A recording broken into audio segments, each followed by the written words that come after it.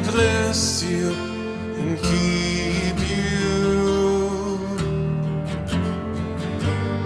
make his face shine upon you, and be gracious, and be gracious to you. Yahweh lift up his countenance, turn his face toward you, and give you peace, and give you peace, and give you peace.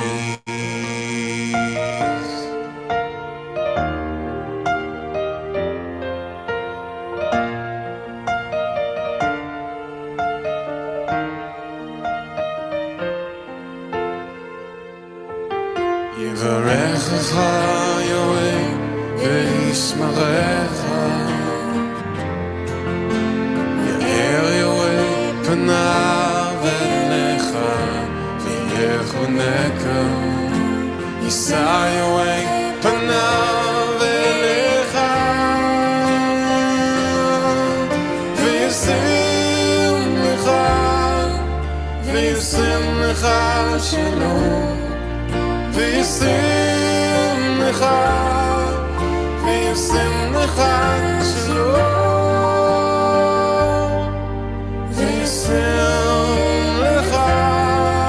shalom.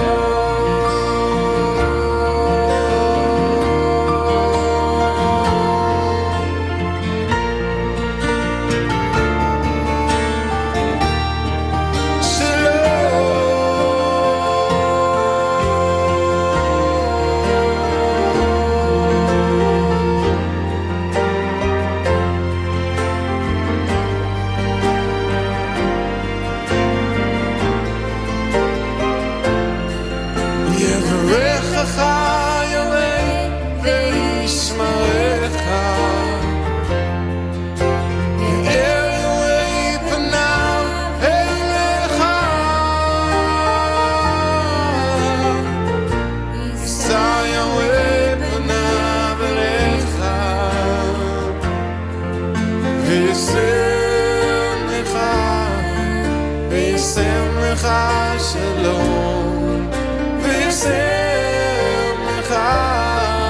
v'yasem lecha shalom, v'yasem lecha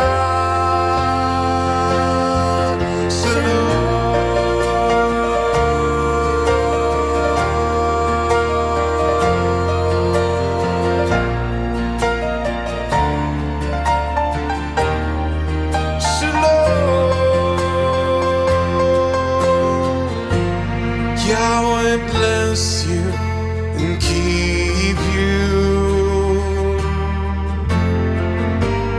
make his face shine upon you, and be gracious, and be gracious to you. Yahweh lift up his countenance, turn his face toward you, and give you peace, and give you peace, and give you peace.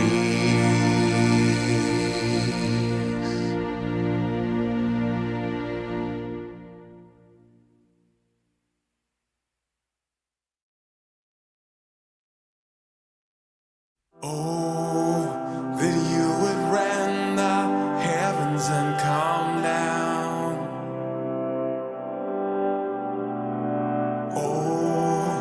that you would rend the heavens and come down. Oh, that you would rend the heavens and come down.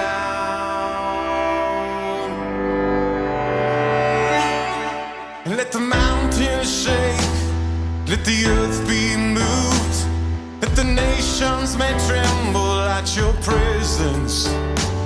Let your fire burn, let the waters boil, let your name be known to this generation, and come down.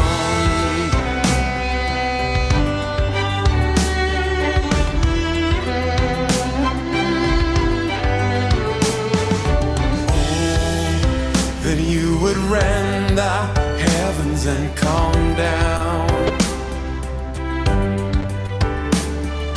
Oh, that you would rend the heavens and come down. Will you restrain yourself any longer? Don't hide your face in your anger.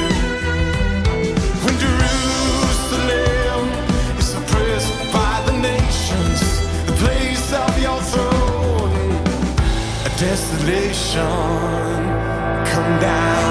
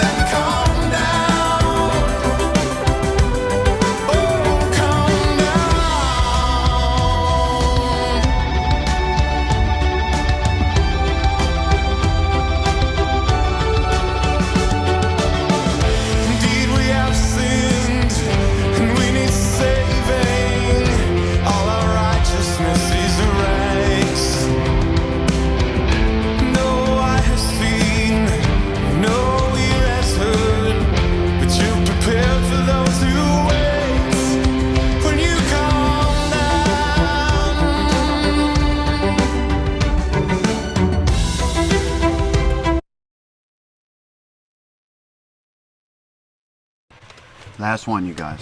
Then we're gonna get into what I have for you.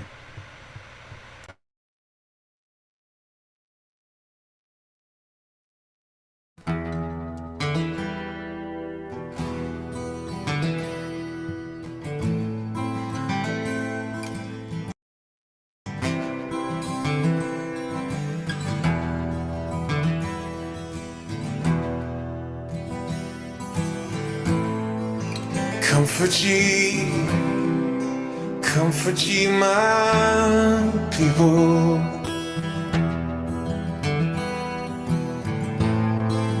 Comfort ye my people. Comfort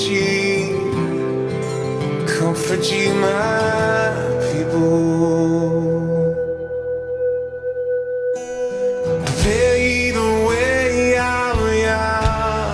Make straight in the desert a highway for our Elohim.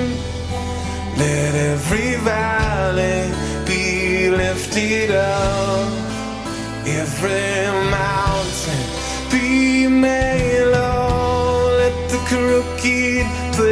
places be made straight, and let nothing stand in the way.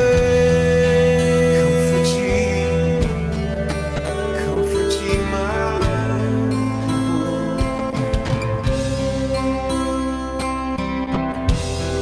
who's measured the waters up above and the waters here below, counted the dust of the earth in the palm of his hands. What are the nations when compared to the one who sits enthroned?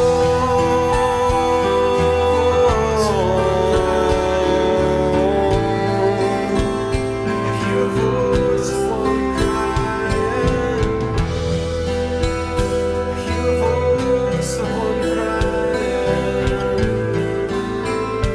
Hear the voice of one crying.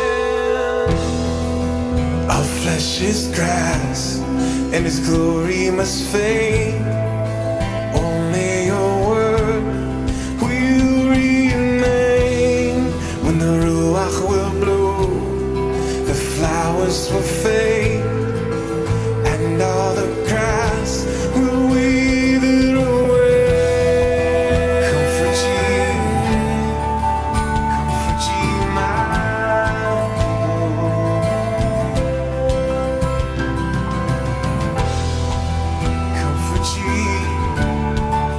Comfort ye, my people. Prepare ye the way, make straight in the desert, a highway for our Elohim.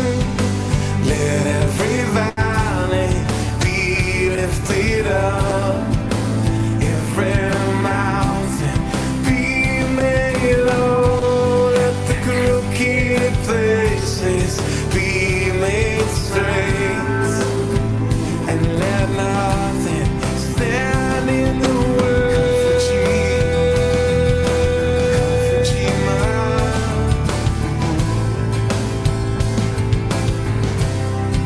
behold our Elohim, he will come with healing in his wings, and the old will be out again, and the lame they will run with them. So we will look to him, he's the one we've been waiting for to come like the rain. Come again, and the glory of Yah will be revealed, and our flesh will see it. And let the glory of Yah be revealed, that our flesh may see it. Let the glory of Yah cover the earth like the waters cover the sea. Let the glory of Yah be revealed, that our flesh may see it. Comfort ye, my people.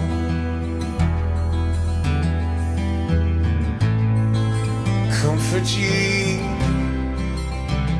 ye, my people. Shalom, shalom. Welcome everybody to this broadcast. Let me get everything set up here. Shalom everyone. I know it's late on the East Coast. I wanted to do a broadcast earlier today, but I just couldn't. Guys, I kept getting postponed. Shalom to you all. Shabbat shalom. wherever you are, if you're on the same calendar. I'm getting messages as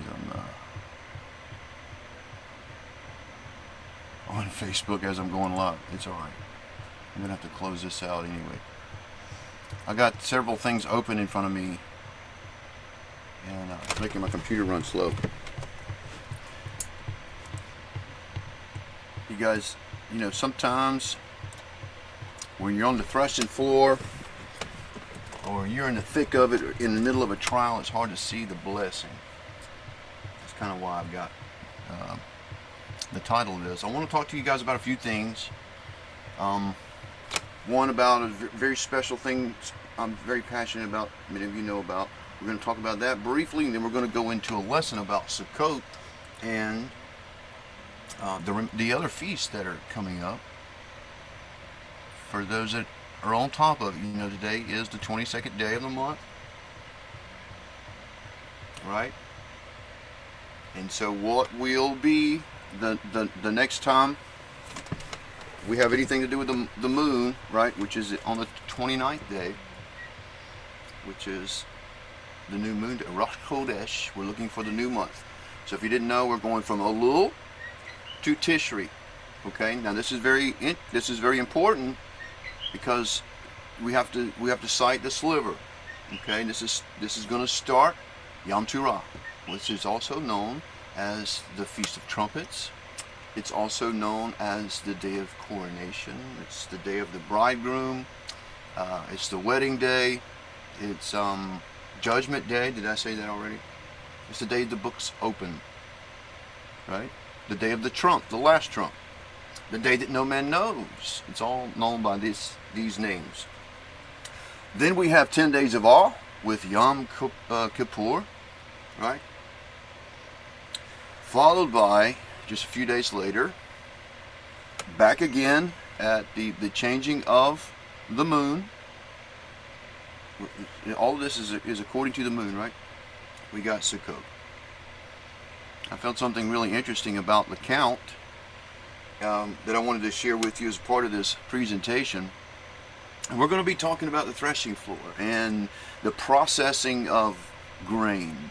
When we get to talking about Sukkot, the days that this is also known as, one being the day of the ingathering, right?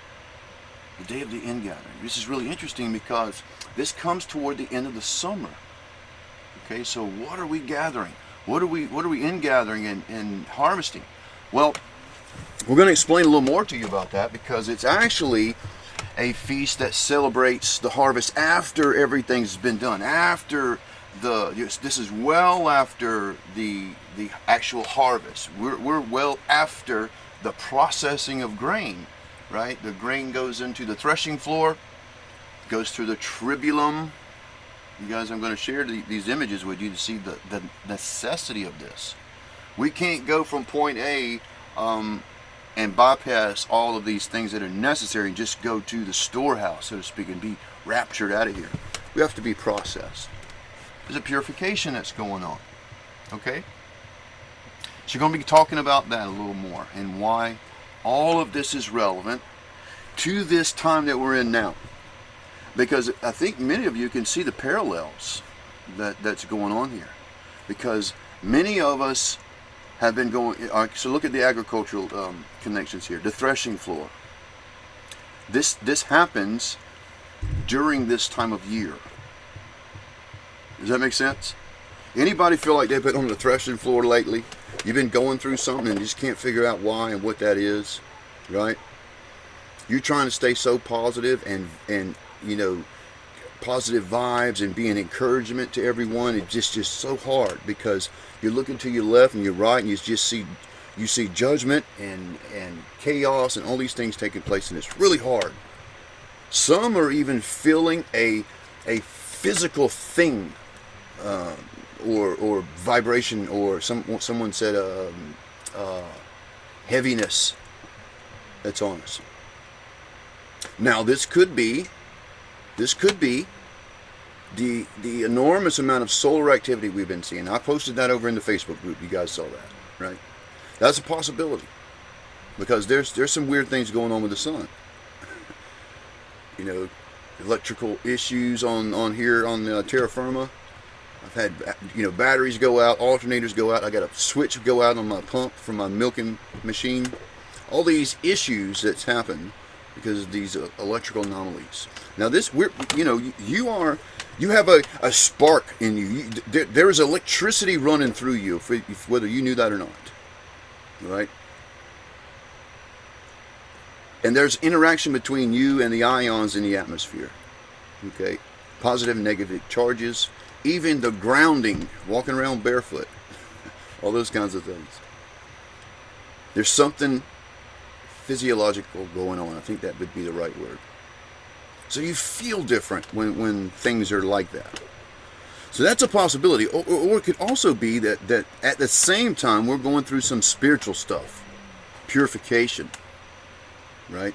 Because in reality, this is also the timing in the time of year where there's you know, harvesting has been taking place since early summer. Okay? Now this would be Shavuot, you guys. Now I've shown you Shavuot happens, okay, with the correlation to summer. You cannot have a harvest of wheat at 50 days in the spring. Okay, we're talking about summer. So early summer all the way through mid to late summer, you're going to be having harvests, various harvests, different types of wheat, grapes, pomegranates, olives. And when you have these harvests, you're also going to have some processing going on. Grapes go into a vat, and they go through some pressing, some extreme pressure, right? Olives the same way. Olives are pressed. It's a necessary process to get the oil from the olive and to get the juice from the grape to make wine. Might even be painful because there's parallels between grapes and people. Okay. Same thing with wheat and people and olives. They're these lessons that we can glean from what we're shown in the scriptures. Okay. We all go through processes. This is why when I gave warning, probably a couple of months, maybe a little more than that we were all going to go through what? Threshing. Purification. Whether you want to look at it as gold and silver, whether you're gold or silver, you're going to go in the fire up to 7 times to be purified. Those things that are not valuable to the Father falls away. It's the same thing with grain. The grain is not being punished. It's being purified. It's hard to see the blessing when you're on the threshing floor. But there's a purpose to it. And even if you're going through some kind of hard lesson, whether you want to call it slipping or falling into something, if you come to a place where you're learning the lesson and you come back to the Father, that's a purification process. Something that wasn't valuable to the Father is now falling away. You're running away. You're repenting and what? Running back to the Father. The things that are not useful fall away. Happens in the winnowing, the chaff, all of these things. So don't lose hope, you guys. I've even found myself in that position. In this season, it's no secret that we lost a number of students. 1/3 of my class, which equates to about 2/3 of what we bring in to feed my family, to feed the animals, all of these things. So it was very painful. It was hard to see a blessing in that for me. I couldn't imagine what was going on and where I'd done wrong. I didn't feel, it was something I needed to go through at this particular time in this pandemic. We got so much going on, you guys. We've now broken ground to the farmhouse that's here. And we're experiencing growth that we can't contain. Blessings you cannot contain. You know, he tells us that in Malachi. that He will bless us. If we're faithful, He will bless you to the point you cannot contain it. You know how I know that's true? Because I'm going through it right now, you guys. And so I'm telling you this to first be a testimony, but there are some other reasons too. Don't lose hope. Though the pruning may be painful, it looks gloomy at the beginning, because when you looked at a pruned tree, you guys, it looks awful. It's like, how will this tree ever produce fruit? But you will be amazed at the growth that takes place. You know, here on the island, we got all these huge, beautiful mango trees. And they're just the most beautiful trees you've ever seen. So big. I just want to climb one, you know, like when I was a kid. The thing about it is, they usually have bad fruit. You know why that is? Because these wild mango trees are either in the wrong conditions, they've never been pruned and maintained, so they've grown wild, and so they produce very little fruit. Sometimes the fruit has got disease on it and bugs in it and stuff like that, and it's not really appealing to get to. But had those trees been pruned and kept stumpy and small and little, they produce amazing fruit at that point when they're pruned. You see, it can't always be about growth, you guys. You got mega churches out there that are just huge and beautiful, and they got this little bit of fruit. It's just bad. There's nothing there. So it's not about the way it appears. Okay? So don't lose any hope. Who is pruning you, or you're going through something, some kind of process, right? You might be slipping, if you want to use that word. Don't lose hope. He has not forgot about you, and He's not done with you. Furthermore, the blessings and the callings of the Most High is irrevocable. So there's nothing you can do to revoke your calling. You remember that. And you always got a place here. You know what I'm talking about. I'm trying to minister as I'm speaking to all of you here. Blessings. He told us in Deuteronomy 28, you guys, if you do these things, I'm going to bless you. And so I want to share some things with you about my cows. Many of you know I have a particular interest in a certain kind of cow. And it was not by mistake. And listen, I know there's some that may see this in video form. You don't really give a rip about my cows or what I'm about to tell you. You can pause this and fast forward if you don't want to hear. For the rest of you that care about this ministry and care about our project with the cows, please consider what I'm about to tell you. There's some lessons in here in this, and I think there's a reason why you will put these cows in my life. So if you would indulge me in just a moment, and then we'll get into the lesson. I promise you. Let me tell you a little story about a special cow to me. That's Ariel. And this was us in Utah when I first got her. I had no idea about belted cows. I didn't buy this cow because I knew anything or any history about it. Okay, we were sort of led there, and we fell in love with the breed. It's a very docile breed, and happens to be a very, very good dairy cow, and that's kind of why we needed milk. But then I started doing research about this cow, and come to find out, they are very rare. I mean, extremely rare, to the point that there's barely a little over 1,000 in all of the world, you guys, and only 300 in all of the United States. Okay, all this I didn't know at the time. This is what I learned later. They all came into this country roughly, you know, at 4 different places, 4 possibilities where these cows can be traced back to. And I'm going to share some of that history with you, and how we got a hold of these cows and why they're so important to me. And the reason being is because They're on the critical list, you guys. So this is over at the Livestock Conservancy here.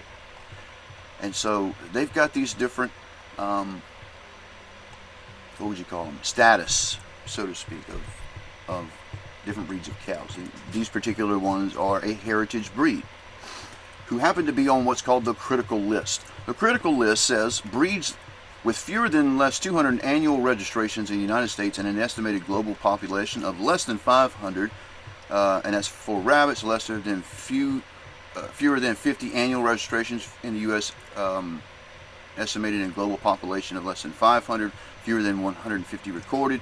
And the reason it talks about rabbits is because Lakenvelder means belted, and they have Lakenvelder cattle, poultry, and rabbits. They all come from the Netherlands, right? So we're looking at cattle. So let's go there. Dutch belted is on the critical list. All right, so that means there's very little of these cows in the world. The Dutch belted is a dairy cattle breed named for its country of origin and its striking color pattern, black and bright white around the middle. In the Netherlands, it's also known as Lakenvelder. Laken means blanket or white sheet around the cow. All right. The term Laken means sheet or blanket around the body. The Dutch belted has been known in the Netherlands as a standardized breed since the 1700s. It was selected in specialized dairy cow able to convert lush pastures and little grain supplementation into 12,000 to 15,000. Did that not transition? Pounds of milk. I want you to be able to see this when I'm reading. Per lactation period. For centuries, the Lakenvelder was bred and kept by the Dutch, who were not fond of selling their prized cattle. Matter of fact, it was the Dutch nobility that owned these cows. Up until about 150 years ago, when four individuals were able to import them. One being P.T. Barnum from Barnum and Bailey Circus, Ringling Brothers and Barnum and Bailey Circus. 100 years ago, 1848, these cows, I think it was 8 of them he brought over, were part of the circus. They were so rare and never been seen before that they were, exhibited in this circus. In America, the first importation of Dutch belted cattle in the United States was made by the U.S. Consul of Holland, D.H. Height of Goshen, New York, in 1838, and made more importations of the breed later years. Shortly thereafter, in 1840, the famous showman P.T. Barnum imported the flashy cattle for use in his circus shows. Okay. Now, why am I telling you all this? Because it's not me bragging or anything. Matter of fact, these are now community cows. They're not my possession. As a Levite, I can't own property. Okay. But I care for the cows, and I take care of the cows. These cows are now are part of the farm that we've established here, that I also do not own as a Levite, 501c3 agriculture farm. I cannot take care of these cows myself, you guys. We have always been in the red with these cows, but for a purpose. He has brought us to this place for a purpose. They came to Hawaii for a purpose. We're sustaining this breed. We're breeders. We've successfully bred the herd we have now, and we'll continue to do so. But now we are launching our public project that we're doing, which is called a herd share program with these cows, where because we're an organic farm, we do not pasteurize or anything like that, you guys. We are completely organic. We cannot legally sell nor give away the milk that we produce here. And we're producing a lot of milk right now at this moment. However, we can sell herd shares, which means that locals can buy herd shares which are terminal. This means that they're not buying a permanent share for these cows. They can buy terminal, which will either be, yearly quarterly, however we get this worked out.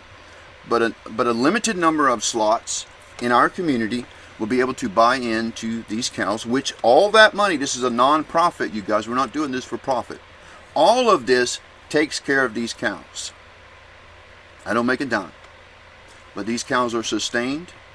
We have the honor of being the servants and the caretakers of this amazing breed of cow, you guys. Amazing milk. I'm going to show you that in just a minute. I didn't know what real milk was like. I always was brought up on store-bought milk.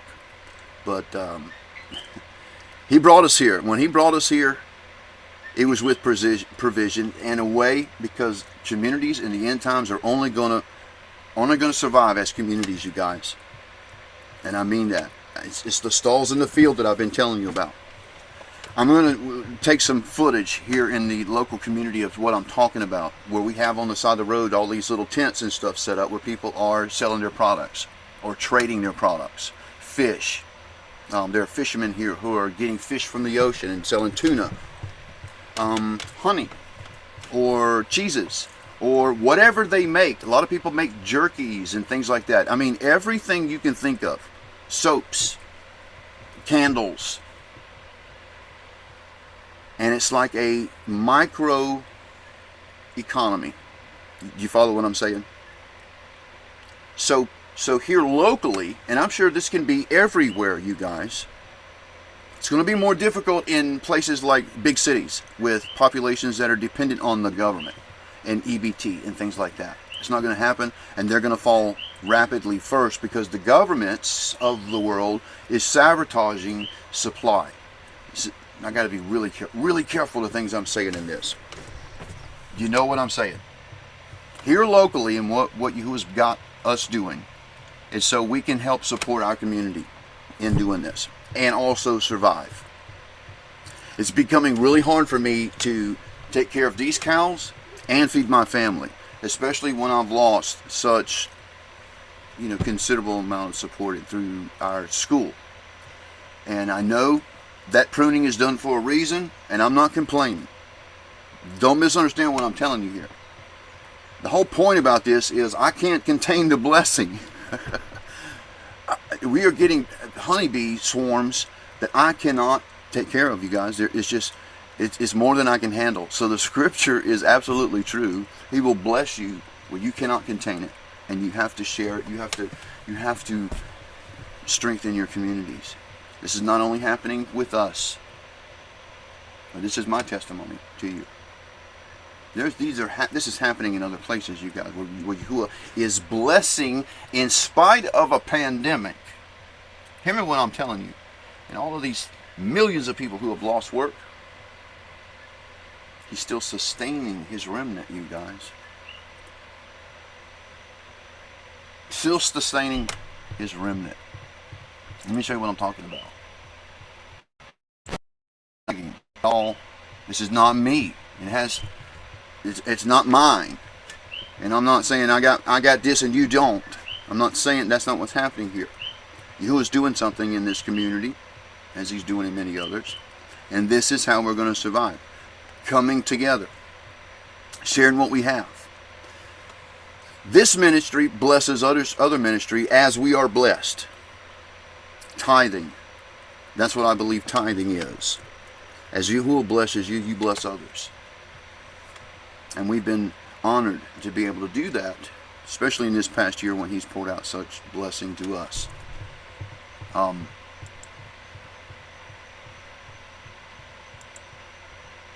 Like the birth of the cows.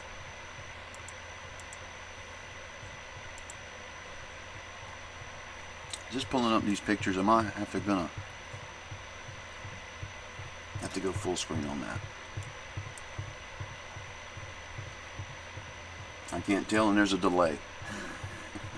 I'm trying to share a picture with you guys. Yeah, there it is. All right. So, Yahuwah has blessed us with the birth of the cows that we've seen here recently, the babies. We've seen amazing growth with these cows. Have not turned a profit, not one red cent in all this time. It's all gone into the cows. But that, we're about to shift gears on that with this new herd share program. So you guys be praying for us, because we can now support the public, and the public can actively participate in the sustaining of these cows and reap the benefits of having ownership in them, and being able to partake in the amazing bounty. We are also offering honey in whatever else we are producing at this farm. Technically it could be farm shares, but we've got it to be all legal, and all the paperwork, all the I's are dotted and T's are crossed. It took a considerable amount of time to put this all together and be legal, you guys. So we're just now being able to come forward and debut this. And so all locals that are watching this video and are seeing this, now's the time. We weren't be able to do this before, but now we've got everything. We've got the contracts and everything set up, and we can now move forward on this. Here's the problem, you guys, because even with all this blessing, and when the scripture says blessed to the point where you cannot contain it, that underlies a problem. Because at the moment, look at that beautiful milk. It's amazing how much cream there is on these.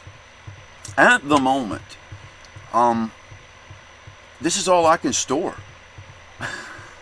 I cannot store more than this. We'll have to freeze it or things like that, which really kind of, it doesn't ruin the milk, but it makes it unappealing to the eye, because the cream likes to clump and stuff. So I've known this for a while, that this was going to be an issue, but folks, we've got so much going out everywhere else, and I got projects going on, groundbreaking with a farmhouse. This has gone down on the priority list, but now here we are at 0 hour and all this milk, and I can't store it. So what do? Here's two options I have. I can either build a walk-in cooler, and I found a YouTube video where it teaches you how to do that using an air conditioning and all that kind of stuff, and I could do that for about $3,000. Or, and by the way, I don't have time to build or the money at this point, so I need another option. Here's what Yahuwah sends. I've prayed about this and asked the Father, please help us with this project, and he told me to do this, to make it known to the remnant what the issue is. Okay, so that's the issue. We have found a commercial cooler because of COVID. Nonetheless, some local business had to shut down and is liquidating. We can get a commercial cooler for just a little over $2,000. So I need to put that request out there with you guys, because this is an immediate issue we have. Otherwise, I'm going to have to throw out milk, because I can't even legally give it away. Okay, so that's an issue. With this cooler, it will give us the ability to store 50 gallons at any given time, and that will give us enough storage and breathing cycle time that the herd shares can get out of there, and we can restock it. So if anybody would like to bless this 501c3, this effort, please help us out.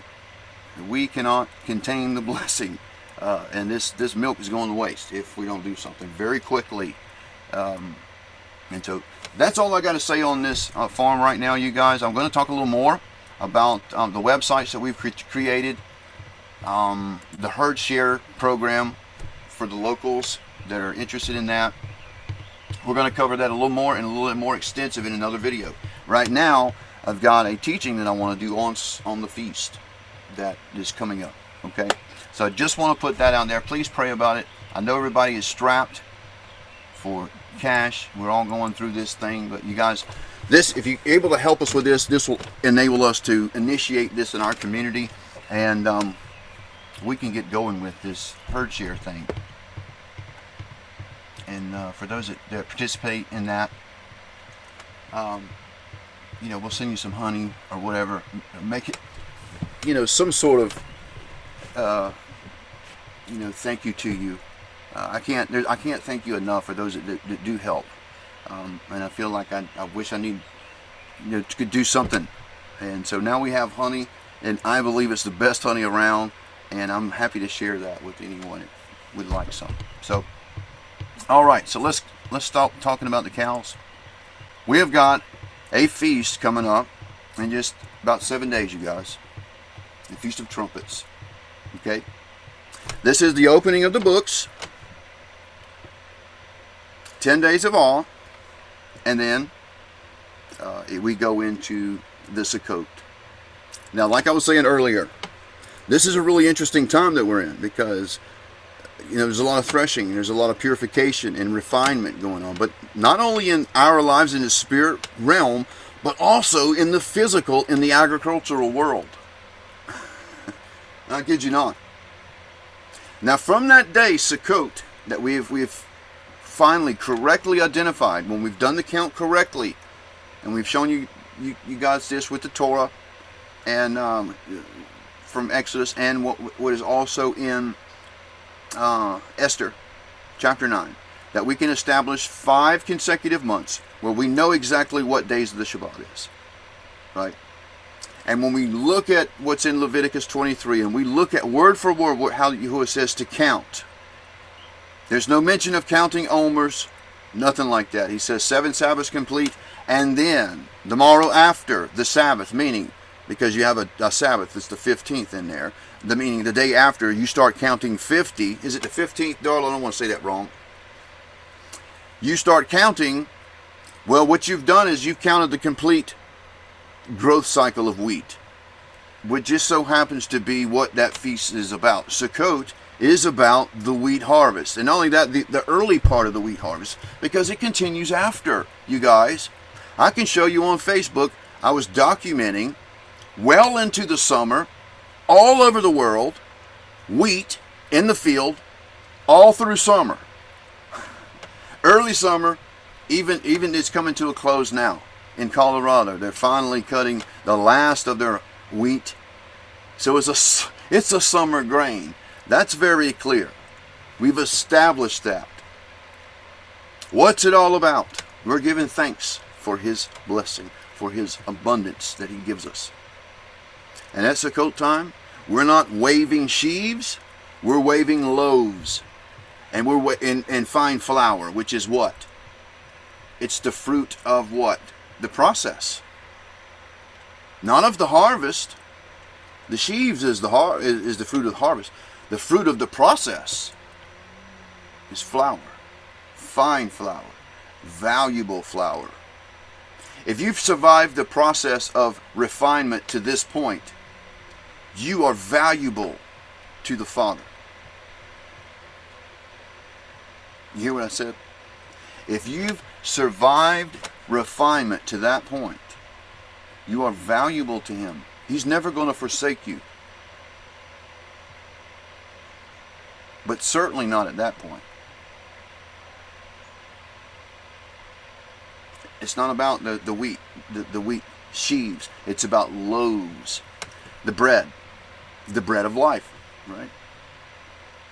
So we're waving these bread loaves and holding up flour and giving thanks for the process. All this is for the harvest, but also we don't want to forget the process. The process is a main part of it. It's not over when it's harvest time, you guys. It's not the end of it. That's just the beginning of the process. Refinement. Those things that are not valuable to the Father falls away, and it is burned. This could be pride. This could be ego. This could be man-made tradition. This could be even sin that we might be caught up in. Right? All of these things. That you're still a believer. You're still covered by the blood, but you might still have your big toe over in some adultery over here. Or maybe your big toe is over into some pornography. Or maybe, you just, every once in a while, you like a little toot of cocaine, right? Not all the time. Maybe once a month, you slip and fall, and you're around somebody, and you doing stuff you're not supposed to be doing. And you got to go back to the Father and get atonement from the Most High and the High Priest. You slip. Does that mean it's over? No, certainly not. He's got too much invested in you. He bought you for a price. You are valuable to Him. He's not going to give up on you. You're the one giving up. If anybody gives up, it's the person. The Father has not given up on you. He's waiting on us to get through the process. Endure the process. It's hard to see the blessing when you're there. But we endure. And when we endure even the pruning, and we see that growth at a later period, then it's worth it. Then it's worth it.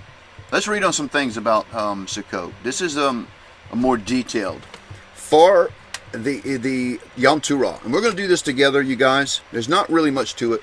We're sounding the shofars most of the day, okay? Shouting.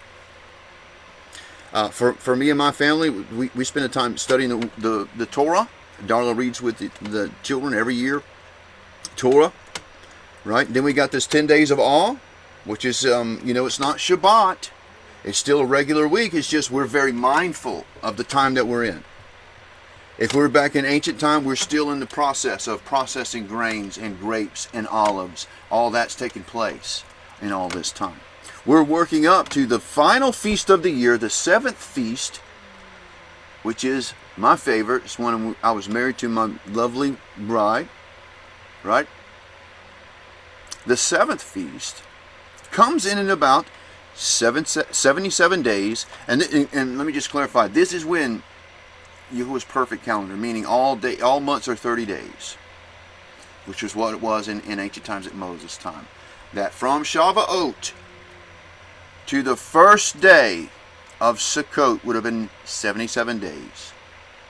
From Shavuot to Yom Teruah, 72 days. That's an important number. Yahuwah has 72 names. 72 is a very significant number into the month. So is 77. At 77 days, we come to the 7th feast. 77 days, we come to the 7th feast. From Shavuot, the correct observation of Shavuot. I'm not talking about 50 days out. You cannot grow wheat in 50 days. And I'm going to keep saying that until it clicks with people that have no understanding of farming in the first place. This is like, when I say that, it's like blah, blah. It's like the Charlie Brown. It's like womp, womp, womp, womp, womp, womp. They don't understand what I'm saying. You cannot grow wheat in 50 days. And we're starting from winter, and that's when it's planted. Wheat is always harvested, starting in early summer and going all the way through late summer. Like I was saying, I could show you a documentary on my Facebook where they've been growing and harvesting wheat all summer long. July 15th, I posted a picture in Manitoba, Canada, a picture of a wheat field that was about to be harvested. It was in bad condition because of the weather, but it's still in the field. Wait a minute. I thought wheat was harvested in the spring. No. You've been taught wrong. You've been taught something called Pentecost. A misunderstanding of what that word means, counting of 50. Not just 150, but another 50. The complete growth cycle of wheat culminates at the harvest called Shavuot, which is the very same day in Exodus 32 that Aaron consecrates a feast unto Yahuwah. It's the very same day. And it is why Yahuwah wanted to destroy the people, because they had defiled his most holy day. And they didn't even know it. Was Aaron put to death? No, he was not. Think about that. He didn't know what he was doing. He wasn't getting the people to desecrate Yahuwah's feast on purpose. And he wasn't trying to get them to worship Apis. He said, a feast unto Yahuwah. He was attributing the bull to be the image of the Most High. They wanted to know what he looked like, you guys. He'd done all these miracles. It's as simple as that. Moses goes back up on the mountain after the tablets are destroyed. And he comes back down right in time for trumpets, which is at 72 days. It took him 40 days. He's up there 40 days, right? And when he comes down, just a little bit time later, trumpets. Yom Kippur, and then Shavuot. The completion of the feast that we're waiting to see Yeshua fulfilled. These are the ones that we are truly in a rehearsal, so to speak.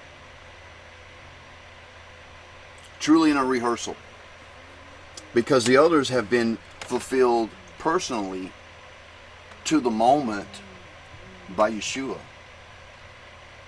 And we know that if he's the same yesterday, today, forever, and if he's the same Elohim, he changes not. He never changes.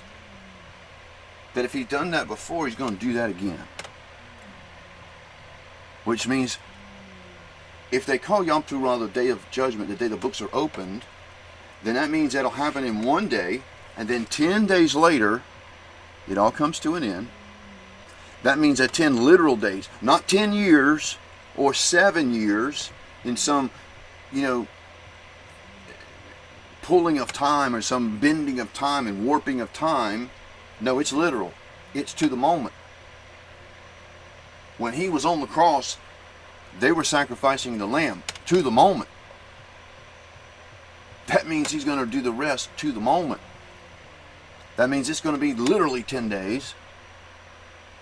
And then we go into, at the end of that, after Yom Kippur, the books are closed.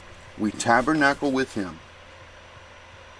And I believe this is the only place where there's an exaggeration of time, because right now, when we celebrate Sukkot, is for 7 days, completing with Shemini Atzeret, the 8th day. But in the kingdom, it is said that we're going to tabernacle with him for 1,000 years. That's the only place where I can see an exaggeration of time, you guys. It doesn't apply to the 7 days. It's 1,000 years. Right? Let's read this together that I got in front of you. And by the way, we'll do a broadcast on both of those, all three of those occasions. Yom Teruah, Yom Kippur, and Sukkot. We'll be broadcasting all through Sukkot.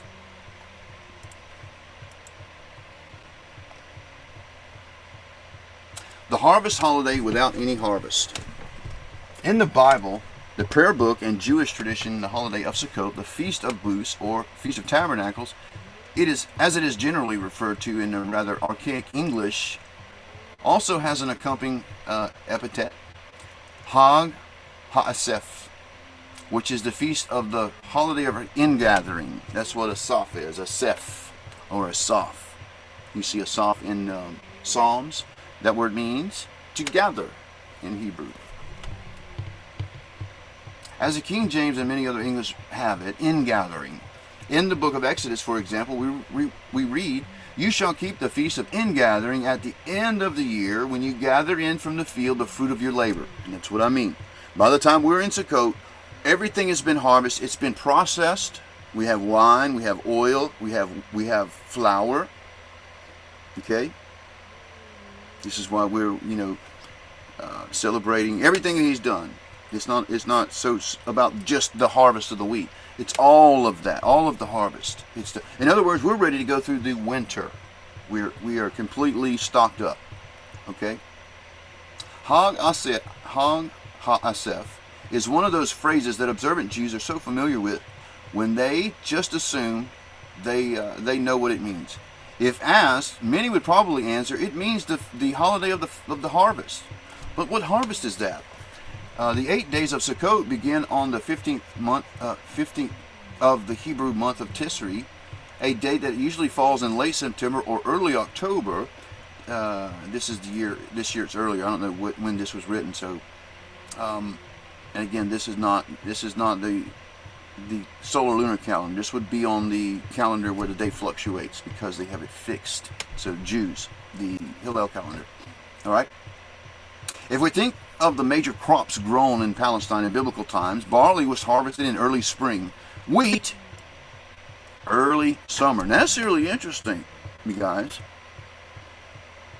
because I just told you you cannot grow wheat in 50 days, meaning it would be harvested in late spring, not summer. Wheat is harvested in the summer, whether it's early summer late summer. It's in the summer. Fruit like grapes, figs, almonds, pomegranates in mid to late summer. So all through the summer in a staggering way. One week you might be harvesting this, the next week you're doing pomegranates because they're coming in and all in the different weeks of the summer. But by the time you get to Sukkot, all of that's done. Now we're prepared to go through the winter, right?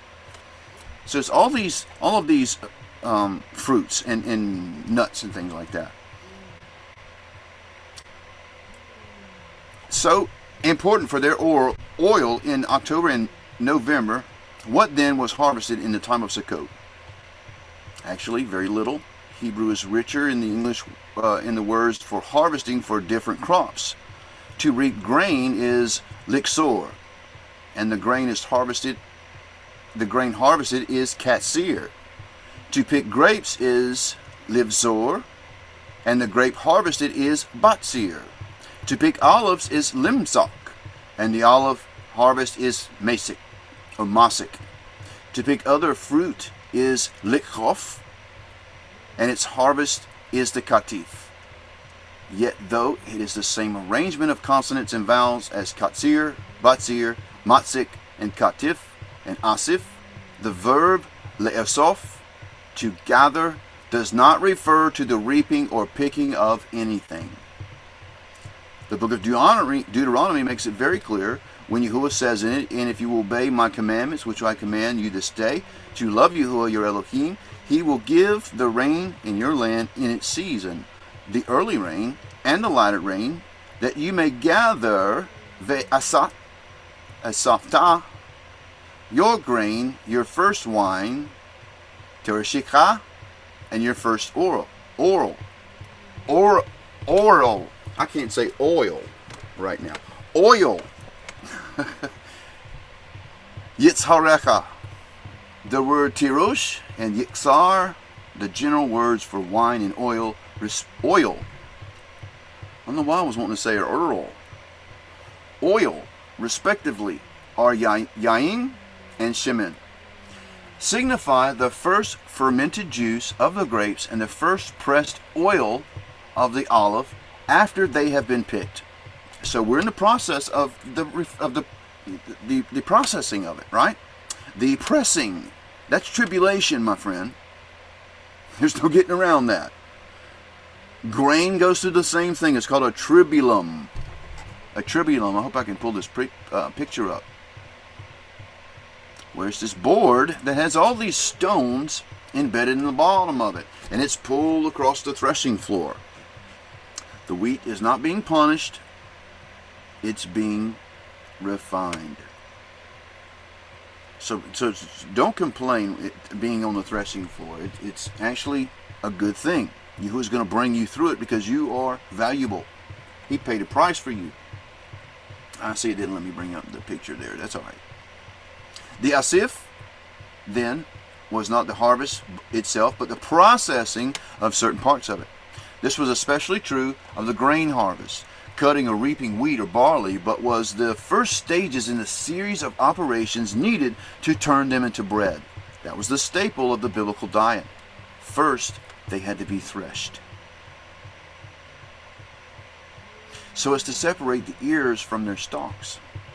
This was generally done with a threshing sled, a broad embedded with a sharp stone or pieces of metal that was driven repeatedly over reaping the grain by going around in a circle with a donkey or an ox until all the stalks were detached and can be removed. Next, the grain would be winnowed. Okay, this is when they would put the forks in and they would throw the grain up and everything up in the air, and the chaff would blow away. This is after the tribulum, when the winnowing takes place. Okay, as to separate the ears, the chaff, the thin tissue-like integuments in which the kernels of grain are contained, from the kernels themselves. This depended on there being a breeze or a wind. Usually, the threshing floor was chosen at a strategic place, somewhere usually top of a hill, where you would have wind that would rip across that, say over an open plain to a hill, and it would rip across the top of that hill. They would choose the top of that hill as a threshing floor.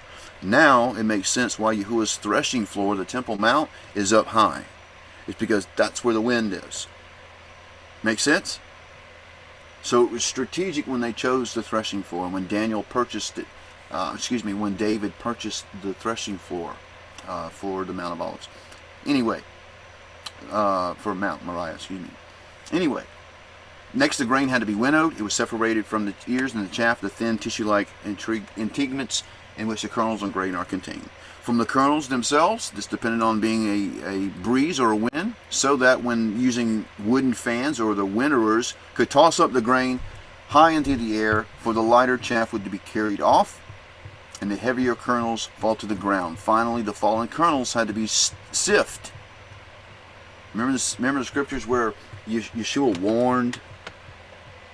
He said, he warned Peter. He said, Satan wants to sift you like grain. Does that make any sense to anybody? Can anybody see how Satan or the enemy is involved in your process? In all of our process. He's involved. This is why people slip and fall down. Because in doing so, you're purified.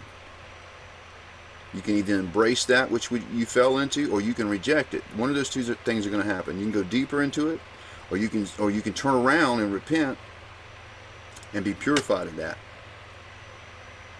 And hopefully this is the last time that you slip. Right? Now you're not dealing with that anymore. You've been purified like gold. All the impurities in the dirt and the pebbles and other impurities then are bagged and sacked for storage until they can be brought to a miller and converted into flour. Now, I mean, that's talking about just the grains, not the impurities. All that's removed. All of this was a slow, difficult work that could take a peasant family entire summer.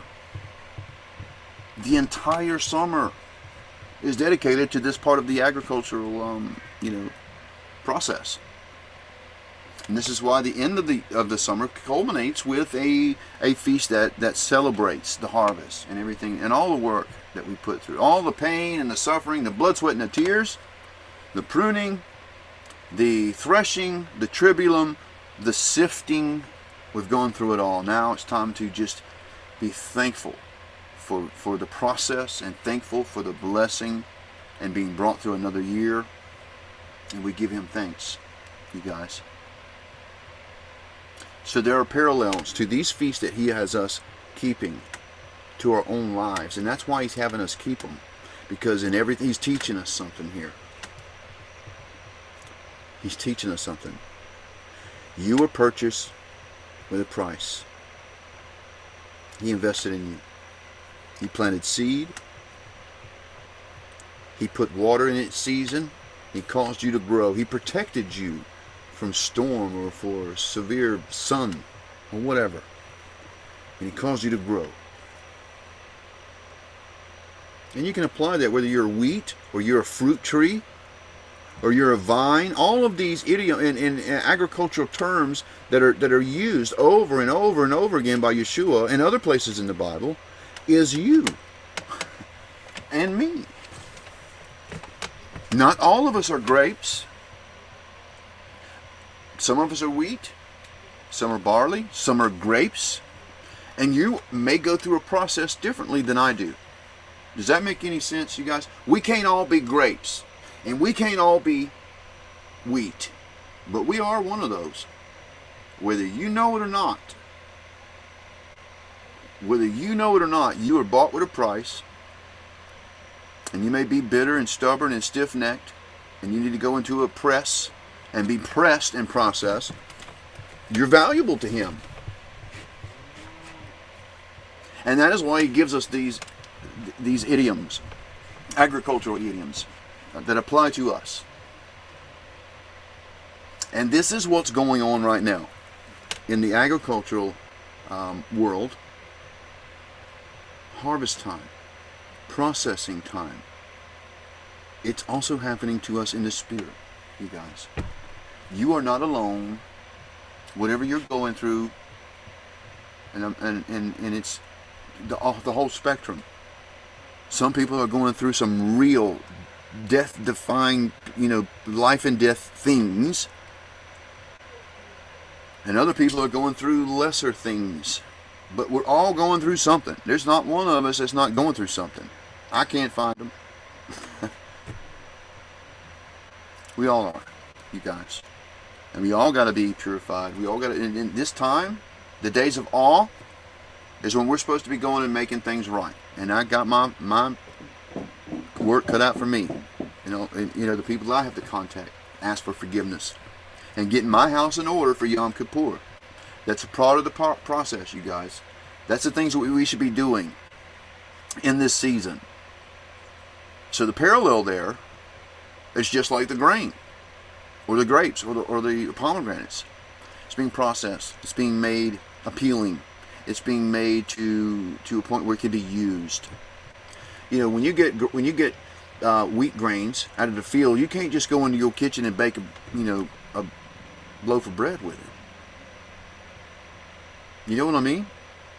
You don't just go from the field into your kitchen and put it in a bowl and start whipping up some bread. It's got to be processed. And it's physically impossible to go from point A to point B without being processed. So there's none of us going to escape that. Not even a group called church, who believes in a pre-trib rapture, and you're not going to go through these things because we're not going to go through the wrath of God. You guys, though Yahuwah allows us to go through the threshing and the purification many times, the instrument of that is who? When Job had to go through it, folks, who put Job through the ringer? When Yeshua spoke to Peter and said, Satan wants to sift you like grain, who was doing the process? Anybody want to guess? It's the dragon. It's not Yahuwah that's doing it. Yahuwah doesn't do the personal, threshing floor stuff. His creation is over that. He allows us to be tempted and tested and go through something tough and slip and do that line of cocaine when Satan's right there going, ain't nobody gonna know. He allows it because he knows what's coming to come out the other end if you endure. Like I said, two ways can go down. You can embrace that thing and continue doing what you're doing, or you can say, no more. I don't want it no more. Father, cleanse me of this. Cleansing. That's the whole point. To cleanse you.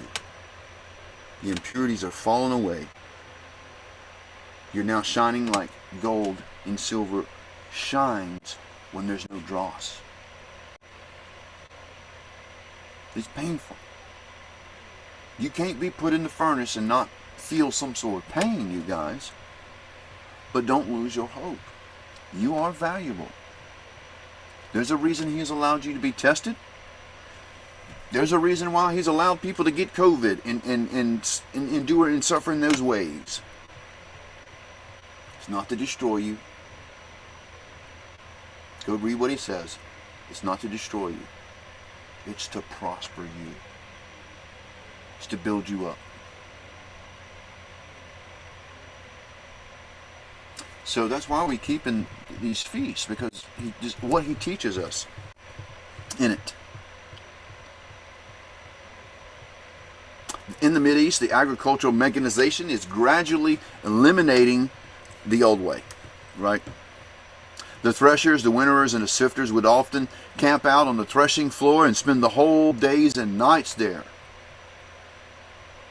Well, it reminds me of the cotton. I used to work in the cotton industry in Louisiana, you guys, and I would work at the cotton mill and would get 80, 90, 105 hours in a week because it's non-stop, 24 hours a day. Processing, purifying that, pulling the impurities from that cotton and making something that was valuable and useful. Days and nights there. While this made the process an enjoyable social one, and this has always been the case in the old days, you guys, the whole community would come out. They would do, barn buildings. If this was the old days, and we were a real community like in the old days, the whole community would come and help here at the farm build a barn. And then the next week, we'd go to the next guy and help build his barn. And everybody helped one another. It's not like that anymore. It's got a dog-eat-dog world where it's every man for himself. And I don't care what he's doing. I don't want to see what he's doing over there. Right? He was bringing us back to that. In this community, remnant, that's why he let me see the stalls in the field, you guys. It represented us. How we were going to support one another in communities, standing together. Wheat cannot stand by itself. It needs other wheat to stand with. After it's been harvested, you know what I mean? The stalls in the field, when they stand it up. They don't just lay it on the ground where it ruins. They stand it up, and they use other wheat to hold it. And they put another stack on top of that, standing up, and another stack on that. So it's like a pyramid. Standing up, we're all standing. None of us is standing alone. And that's why I knew I couldn't do it all alone with these cows. As much as I love them and believe they should have the right to exist, because they're almost extinct, you guys. The federal government in the 1950s almost caused them to go extinct. And let me tell you what they did. Everybody had a dairy farm, and milk prices were so low, dairy farmers could not make any money. And so the federal government said, I got an idea. Here's what you're going to do. We're going to buy all of your cows and turn them into hamburger. And so there'll be less dairy farms, and the milk prices go up. I'm not even making that up. That's exactly what they did, you guys. So by the time we get to the 1960s, these cows are already going on the critical. They're going extinct at that point. And that's why we only have 300 in the United States. Because we began to instead of being local, small community dairies where the largest herd was 50, now we're commercialized, where you got all these herds in contained indoor, standing in their own feces, automated dairies, and it's different. The federal government made that happen. It's documented. And almost caused these cows to go extinct. I happened to get one and find all this out, and a spark is lit in me that they should have a chance. And I know that there are others out there who love animals as much as I do. So it's not something that doesn't matter. I know there are people believe there are more important things for TheCodeSearcher to be involved with. I don't agree. I think it's just as important. This is a creature of the Most High, His creation. And He cares about the furry ones that we have in our care, you guys. There's a lot of lessons in being a shepherd. I'm telling you, folks. If you're one who doesn't like dogs and cats or any animals, you're really missing out on some of the most important and most beautiful lessons the Father wants you to learn. Caring, compassion. I don't mean to get off on that, you guys. You know where I stand on it. So we're coming up to Sukkot. It's coming up very quickly. I wish I could invite all of you out, but you know they got us locked down the way they do, and as far as the world and travel, that's not practical. But if you're here on the island, and I know you are, some of you were here last year, please come and see me again. You guys, you're welcome to come by and visit with us. Those are here locally. Only the other Hebrews that have found the channel since we've been here. I got to meet several of them last year. Different parts, kind of spread out all over the island. I'm not the only Hebrew here, you guys, and that's an awesome thing. But if you guys are wanting to come and visit, even if you're not celebrating at the same time, you're welcome here. We would love to fellowship with you and read the scriptures and share. This year we're going to try to have like a little family outdoor movie time. Maybe watch Joseph or something. I don't know. Just feeling led to do that. Anyway, we're also going to be sharing with you guys on YouTube as well. when we do that. Coming up really soon, you guys. I can't see your questions, so if you guys are asking questions and things like that, I can't see. By the way, when we launch the go public with the herd shares, I'm gonna put out a video on that, so you'll all know the details about that. For the locals that want to know details, that's coming up. The point is, we're ready to go now. I got 2 issues I got to get solved first, and you can get your contract, right, and get in there. We only have limited slots. In other words, we can't sustain the whole community, but we can do our part and bring in several that can partake in, I think, very wholesome, delicious, and I personally believe very healthy for you. It's helped me. And, you know, I've been losing hair for the past 5 years. And so I've been concerned about that. And somewhere I read that organic milk helps with that. I don't know if I'm biased, but it seems like it does help. And my skin feels softer. And I'm putting on a little bit of weight. So I want to share that. We want to be able to do that legally. Like I said, you can't give away, can't sell it. Right, this is the only way we can do that. So this is a way we can support our community, and they can participate in a community farm here. There are also going to be some slots for interns further down that because of the 501c3 status, we have to have an educational element to that. So I'll have to have interns who come here who want to learn agriculture and farming, beekeeping, the dairy, all of those things that we're going to offer, even aquaculture. All right, so we're going to be able to offer all of those things. So that's what we got to look forward to. Thank you, Father, for your blessings, even your process, Father. As painful as pruning is, Father, we just thank you for that. We thank you for what you're going to provide for us and do for us in the future. We give your name the glory and the praise and the honor, Father.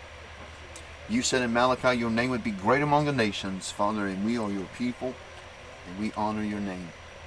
We thank you for those blessings and all that you're going to do. Yeshua, hallelujah. Amen. You guys, I want to thank you for hanging out with me tonight. We're going to be talking more very soon because we've got Yom Teruah coming up. I just wanted to put this out and even put the call out for a little bit of help with the farm. I'm at a standstill, you guys.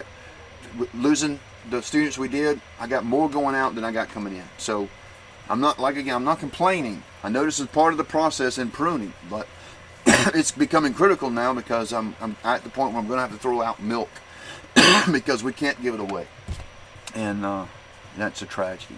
It's such a blessing to have overflow, but I want to be able to give that overflow to other places, you guys.